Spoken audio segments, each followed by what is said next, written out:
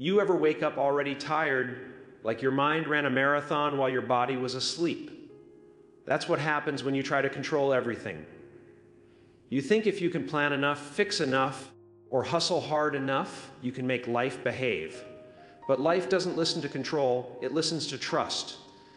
You're trying to fix situations that only God can heal, and that's why you feel drained. You were never meant to carry that much weight. We think control gives us peace, but it only gives us pressure. The more we grip, the more things slip. Some of you are trying to hold together relationships that God's been trying to release you from. You're trying to force doors open that God locked for your protection. You think you're losing, but you're actually being saved from something that would have destroyed you. Letting go doesn't mean giving up. It means giving God permission to take over. It means saying, I don't understand it, but I trust you anyway. You can't ask God to lead your life and still keep your hands on the steering wheel. Surrender is not weakness, it's wisdom. The truth is, when you trust God, peace starts to replace panic. You stop begging and start believing. You stop fighting battles that were never yours to begin with. God doesn't need your help. He needs your heart. He needs your willingness to let Him handle what you can't. You've been worrying about things that are out of your hands, but they're not out of His. The job, the relationship, the future, He's already got them mapped out. You're stressing over something He already settled. When you learn to say, Lord, this is yours, that's when you start seeing change. That's when you sleep better, think clearer, and walk lighter. Because now, you're not trying to carry what God already promised to carry for you. So take a breath, let it out, and understand this: you can't control everything, and that's okay. You were never supposed to. God is not asking you to be in charge. He's asking you to trust the one who is. Sometimes you have everything lined up, the plan, the vision, the checklist, and suddenly life flips the script.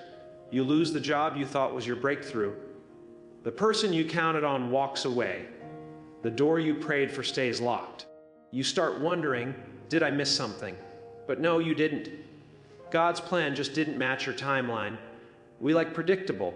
We like control. But God operates in mystery. What looks like rejection to you might actually be God's redirection. You see one chapter. He sees the entire story.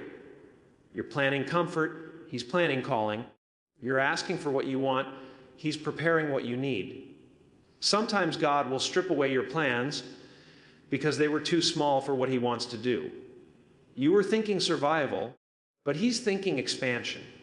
You were trying to fit in, but He's calling you to stand out. His vision for your life will always outgrow your expectations. You might not see it now, but the no you got last year was divine protection. That disappointment was God steering you toward destiny.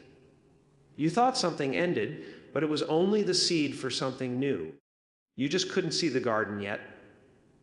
If God let you have everything you wanted when you wanted it, you'd settle for less than His best. That's why He sometimes delays blessings, not to deny you, but to develop you. He knows what you can handle, and He knows when you're ready. So the next time your plan falls apart, don't panic. Don't assume God forgot you. Take it as a sign that He's building something bigger behind the scenes. You can't see it yet, but one day you'll look back and say, if that didn't happen, I wouldn't be where I am now. God's plan won't always make sense in the moment, but it will always make purpose in the end. And when that purpose shows up, you'll understand why He had to rewrite the story you were trying to hold on to. Waiting is one of the hardest things we ever have to do. We pray, we plan, we believe, and then nothing happens. Days turn into months, months into years, and we start asking, God, when? But what if the waiting season isn't punishment? What if it's preparation? Waiting is where God works on your roots before He shows your fruit. You want to shine, but He wants you to grow. He's building strength, patience, and character in the silence. You can't see it yet, but the delay is shaping you for the destiny. When you rush God, you end up carrying blessings you're not ready to hold. A premature blessing can feel like a curse if your heart isn't prepared. That's why God sometimes says, wait, it's not denial, it's development. You can't put a harvest in the ground today and expect fruit tomorrow. The soil needs time. Your spirit needs maturity.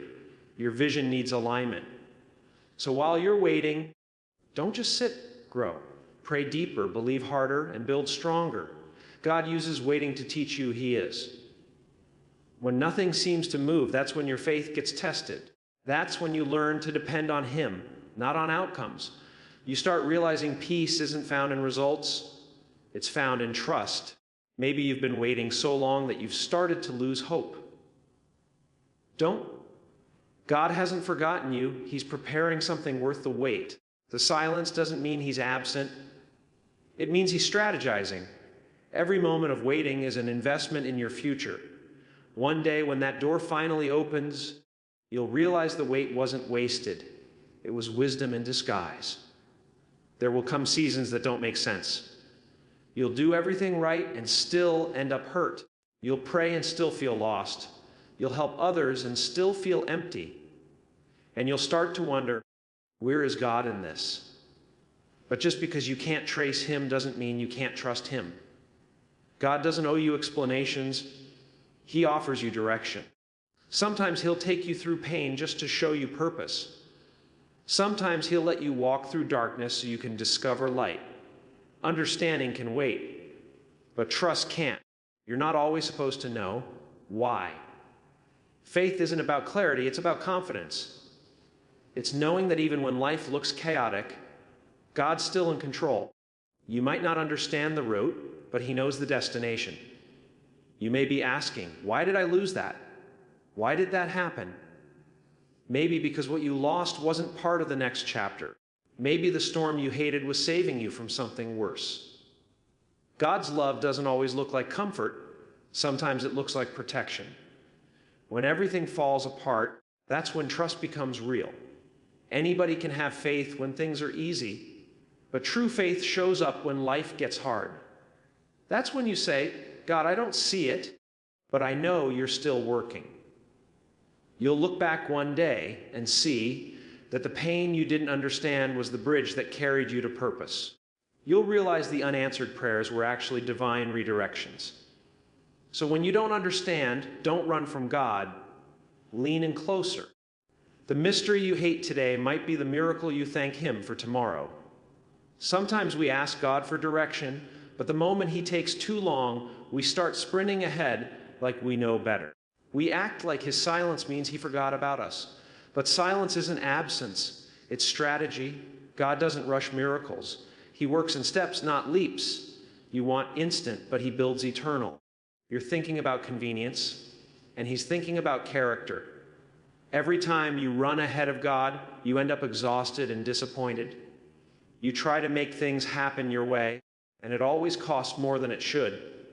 The wrong timing can ruin a good thing. You can meet the right person at the wrong time and lose them. You can get the right opportunity before you're ready and collapse under the weight of it.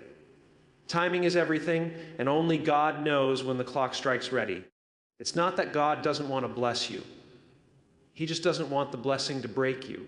He's not saying no. He's saying not yet. When you force your way forward, you end up fighting battles that weren't assigned to you. You're tired because you're pushing when you should be trusting. When God says, be still, it's not punishment, it's protection. He's keeping you from stepping into situations that could derail your destiny. You're looking for speed, but He's giving you stability. What's the point of getting there fast if you can't stay there long?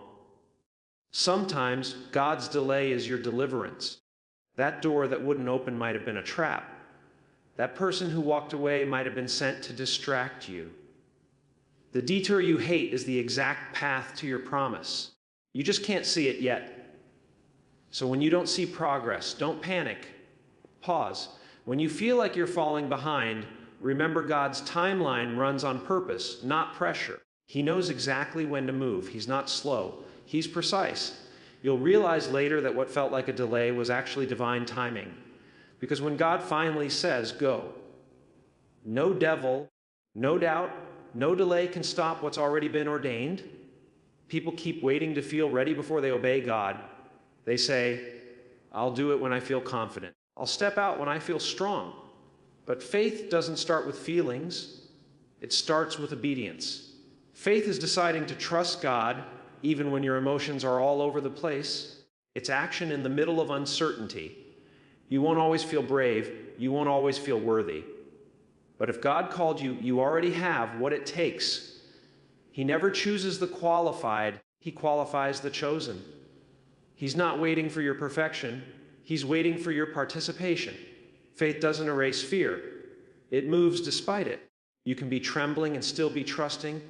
You can be scared and still say, Lord, I'll go. Courage is not the absence of fear. It's obedience in the presence of it. The biggest miracles happen when people stop waiting for comfort and start walking in calling.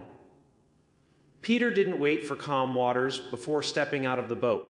He stepped out while it was storming. Faith happens in motion. If you wait to feel ready, you'll wait your whole life. Feelings are inconsistent, but God's promises are not. When He says He'll make a way, He means it. Even when the road looks impossible, your job is not to figure out how. Your job is to take the step. When you move, heaven moves. When you trust, heaven works. That's how faith operates, one obedient step at a time. So don't ask, what if I fail? Ask, what if I never try? Because failure can be fixed, but missed purpose can't. Make the decision, step out, even shaking, and watch what God does next. Everybody loves the idea of success, but nobody wants to go through struggle. Yeah, every setup begins with a setback. You don't grow in comfort, you grow in challenges. What feels like loss is often a lesson. What looks like a breakdown is usually a breakthrough in disguise. You've been through seasons where everything seemed to fall apart: finances, friendships, faith. But what if those weren't endings? What if they were adjustments? God will sometimes let everything around you collapse just to show you He's your only foundation. When things stop working, that's God redirecting your focus. He's saying, stop trusting what can change and start trusting who never does. You'll never know how strong your faith is until it's the only thing holding you together. Every disappointment carries a seed of destiny. Every tear waters your growth. You can't see it while it's happening, but the pain you're surviving is shaping the person you're becoming. God doesn't waste pain. He repurposes it. When you look back, you'll realize that every failure was just a setup for something greater. You wouldn't have learned perseverance if everything was easy. You wouldn't have discovered God's power if you never felt weak. You might be in a valley now, but valleys are where the soil is richest. That's where your faith takes root. That's where God grows something deeper in you. So stop calling it a setback and start calling it preparation. Because when the stage is ready and the lights turn on, everyone will think it happened overnight, but you'll know it was God the whole time. Who you listen to determines where you go. Some people speak fear into your dreams. They tell you to be realistic, to play it safe, to stop expecting too much. But faith doesn't grow in fearful soil. If you want to walk in purpose, you need to walk with people who speak life. You can't let everybody speak into your spirit. Some people are too small-minded to understand the size of your calling. They'll project their fears onto your future. Don't take advice from someone who gave up on what you're praying for. God will sometimes remove certain people from your circle, not because they're evil, but because they can't go where you're going. Not everyone can handle your next level. Some are meant for your history, not your destiny. Surround yourself with people who push you toward faith, not doubt. People who remind you that God's promises still stand when your hope feels weak. People who pray with you when life gets heavy, not gossip about you when it does. The right company builds confidence. The wrong company builds confusion. If you spend enough time around fear, you'll start calling it logic. But faith doesn't make sense. It makes miracles. Your environment either feeds your fire or smothers it. Protect your peace, protect your vision, and protect your faith. You don't need a crowd. You just need a core. When your circle is filled with faith, You'll find strength you didn't know you had. Because when people around you believe God can do it, it becomes easier to believe it yourself. So many people talk themselves out of purpose because they think they're not good enough. They say, when I get it together, then I'll follow God. But if you could fix yourself, you wouldn't need God. He's not waiting for you to be perfect. He's waiting for you to be available. Look through the stories of people God used. None of them were flawless. Moses stuttered, David messed up, Jonah ran, Peter denied, and Paul persecuted. Yet God still used them to change history. Why? Because he doesn't look for perfection, he looks for obedience. You keep seeing your flaws, but God sees your faith. You see your past, but he sees your potential. The world calls you disqualified, but heaven calls you chosen. God specializes in using broken vessels because brokenness creates humility. And humility is what allows his glory to shine through you. You're not too messed up for God. You're exactly the kind of person he loves to use to prove his power. Stop telling God what you can't do and start asking him what he can do through you. When you say yes, he supplies the strength. When you step forward, he provides the favor. You bring willingness, he brings everything else. The enemy wants you to believe your mistakes define you. But your mistakes are just moments, not your identity. God can take your worst chapter and turn it into someone else's survival guide. You don't have to be perfect to be powerful. Just be open, be ready, and let God show what he can do with a willing heart. Fear has a loud voice. It tells you you're not qualified, not ready, not capable. It keeps you playing small when God's trying to call you higher. Fear doesn't fight you over who you are. It fights you over who you're becoming.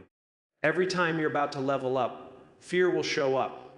It'll whisper, "What if you fail?" But you've got to learn to answer back, "What if I don't?" You can't let fear sit in the driver's seat and call it wisdom. Fear will make you miss opportunities disguised as risks. The truth is, courage is not the absence of fear. It's action in the face of it. You can be scared and still move forward. God doesn't require you to be fearless, just faithful. Every step you take in faith silences fear a little more. Fear will always try to keep you in the comfort zone, but growth never happens there. You can't pray for expansion and then stay where it's safe. God calls you to move even when your knees are shaking. Don't let fear decide your future. Let faith write your story. You can't follow God's voice and fear's voice at the same time. One will silence the other. You've got to learn to do it scared, to walk into the unknown with trembling hands but a trusting heart, because fear only has power when you stand still. The moment you move, it loses its grip. When you let God lead instead of fear, your story shifts from "what if" to "look what God did." That's where transformation begins. Stillness is one of the hardest lessons in life. We live in a world that worships motion, the grind, the hustle, the constant doing. If we're not busy, we think we're falling behind. But God doesn't always move in the noise. He often moves in the quiet. Sometimes he'll slow you down not to punish you, but to position you. Because clarity doesn't come from chaos, it comes from calm. When life gets loud, God's voice gets drowned out. You can't hear divine instruction with constant distraction. Some of us keep saying, "God, speak to me," while we never stop talking. But silence is sacred. It's in the still moments that direction becomes clear. Stillness doesn't mean nothing's happening. It means you trust what's happening beyond your sight. God is working behind the curtain, setting the stage for your next act. But if you keep moving too fast, you'll miss what he's doing. There are times when God will tell you, "Sit down, I've got this." And that's the hardest thing, because we want to fix, explain, control, and plan. Yet the moment we stop fighting for control, peace starts to rise. Stillness is strength under surrender.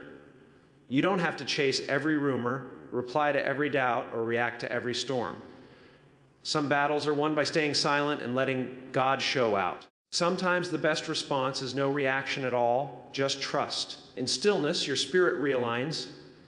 You begin to hear what fear tried to silence. You remember that God is still in charge. still on the throne, still making ways out of no ways. The still moments are not wasted. They are holy. That's where you regain your vision, restore your strength, and remember who's really leading your life. It's easy to think God's late when life doesn't move at your pace. You pray for something, believe for something, and watch the clock tick while nothing happens. You start thinking, maybe it's not meant to be. But God's clock doesn't run on human time. He's never early, never late, always right on time. What looks like a delay from Earth's view is perfect timing from heaven's view. God sees what you don't. He knows the conversations that haven't happened yet, the people you haven't met yet, the places you're not ready for yet. He's aligning it all before releasing it. You might be ready for the blessing, but is the blessing ready for you? If he gave it to you too soon, you'd mishandle it. You'd waste what was meant to change your life. God doesn't withhold to hurt. He withholds to prepare. Some blessings come wrapped in waiting. Some miracles take time to mature. The longer the wait, the greater the glory. Because when God finally moves, you'll know it wasn't luck. It was divine timing. While you're waiting, don't just sit there defeated. Keep sowing, keep believing, keep preparing. Because faith that waits is faith that works. Waiting isn't passive, it's proof of trust. The delay doesn't mean denial, it means details. God is working out what you can't see. He's building connections, softening hearts, aligning opportunities, setting up miracles. When the time is right, everything will fall into place so effortlessly that you'll wonder why you ever doubted. And you'll realize his timing was never late, it was perfect. You can pray all day, but prayer without obedience is noise. God doesn't bless intention, he blesses action. You can't ask for miracles while ignoring the instructions that lead to them. Every time God gives direction, he's handing you the key to the next door. Sometimes that instruction doesn't make sense. He'll tell you to walk away when you want to stay. He'll tell you to forgive when you want revenge.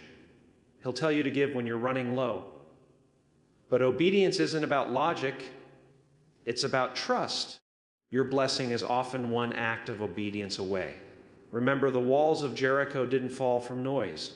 They fell from obedience. Noah's ark didn't save his family because he understood the weather. It saved them because he listened. When God speaks, move. Don't argue, don't delay, don't rationalize. You may not see the outcome yet, but God sees the end from the beginning. Every yes you give builds a trail toward destiny. Delayed obedience is still disobedience. The longer you wait, the longer you delay your breakthrough. Sometimes you're not waiting on God, God's waiting on you. He's saying, I already gave the instruction, now move on it. The path to miracles is paved with trust. You can't pray for open doors and ignore the key in your hand. Obedience may cost you something now, but disobedience costs far more later. When you finally follow his lead, you'll see opportunities open that no effort could ever create. Because obedience doesn't just please God, it activates heaven. Everybody loves the idea of peace, but peace doesn't mean the absence of storms. It means the presence of God in the middle of them. Life will shake, winds will blow, but storms don't mean you're off course. Sometimes they prove you're on the right one. Remember the disciples. They were in the boat with Jesus when the storm hit. His presence didn't prevent the storm, it preserved them through it. That's how God works. He never promised life without pain. He promised peace in the middle of it. When storms come, don't ask, why me? Ask, what is this storm trying to teach me? Every trial carries a truth. Sometimes storms come to strip away what's temporary so you can see what's eternal. The storm exposes what's weak, but it also strengthens what's real. You'll never know the power of God until the wind starts blowing and you have nothing left but faith. You may not understand the storm now, but one day you'll look back and see that it carried you closer to purpose. It washed away people you didn't need, revealed strength you didn't know you had, and proved God's faithfulness firsthand. Don't run from storms. Stand firm in them. Speak faith even when fear screams louder. Remember, you're not standing alone. You're standing with the one who commands the wind and waves. If he led you into the storm, he'll lead you through it. The same God who brought peace to the sea will bring peace to your soul. Maybe your story hasn't gone the way you thought it would. You made mistakes, took wrong turns, trusted the wrong people. You've got scars, regrets, and moments you wish you could erase. But God doesn't throw away broken stories. He rewrites them. You might think you're too far gone, but grace says otherwise. God takes what was meant to destroy you and turns it into a testimony that heals others. Your pain becomes your platform. What you thought disqualified you actually positioned you for purpose. God is not surprised by your past. He factored it in when he designed your future. Nothing you've done can cancel what he has planned. His mercy isn't fragile, it's fierce. It reaches into the messiest parts of your life and brings beauty out of ashes. You've cried over what you lost, but what if that loss was making room for something better? God can't fill hands that are still holding yesterday. Sometimes you've got to release your story so he can rewrite it. Stop replaying the past like a broken record. Every time you revisit what hurt you, you give it power it no longer deserves. What's done is done. But God is doing something new. You don't need to fix your story, you just need to surrender it. Let him show you what redemption looks like. He can turn your worst chapter into your most powerful message. Your story isn't over. It's just under revision. And when God finishes editing, people won't recognize the version of you that comes out of this next season. At the end of the day, it all comes down to surrender. You can't keep saying, God, take control, and still fight for the wheel. Letting God lead means trusting his route even when the road gets rough. It means believing he knows the way, even when the path looks unfamiliar. Sometimes you'll feel lost, like nothing's working. But God doesn't lead in straight lines. He leads in lessons. Every detour has direction. Every delay has design. Every disappointment has divine purpose hidden inside it. When you let God lead, you stop chasing things that aren't meant for you. You stop forcing outcomes that were never part of your destiny. You learn to walk by faith, not by sight, to trust that every step you take is taking you somewhere sacred. Life won't always make sense, but it will always make purpose when God is leading. The situations you call confusion, he calls construction. He's building something in you that the next season requires. When you surrender your plans, peace follows, because now you're no longer carrying the burden of figuring it all out. You just wake up, trust, and follow his lead one step at a time. Some days that step will be forward. Some days it might feel like you're standing still. But as long as he's leading, you're never lost. You're right where you need to be. And when you look back, you'll see it.